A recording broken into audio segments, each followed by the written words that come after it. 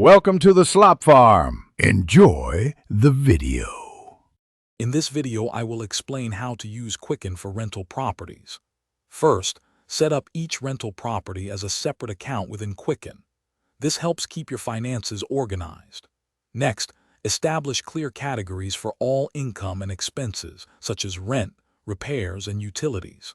Finally, link your bank and credit card accounts to Quicken to automatically download transactions, saving you valuable time and reducing manual entry errors. Once your accounts are set up, diligently record all income, including rent and security deposits. Be sure to track every expense, from minor repairs to major renovations, assigning them to the correct property and category. Quicken allows you to tag transactions, which is incredibly useful for distinguishing expenses across multiple properties or for specific projects. This detailed tracking is crucial for accurate financial oversight. Quicken's reporting features are powerful tools for understanding your rental business.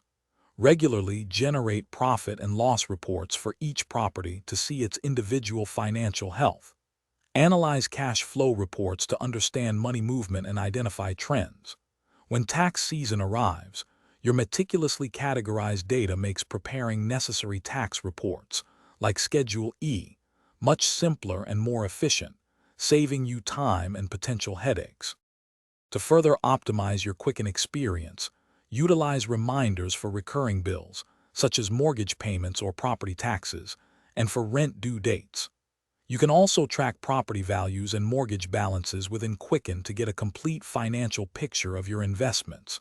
For more helpful tips and resources, including a link to grab Little Tree's black ice for a fresh car, check the description below. It's packed with other great deals too. Thanks for watching. Consider subscribing if we helped you today.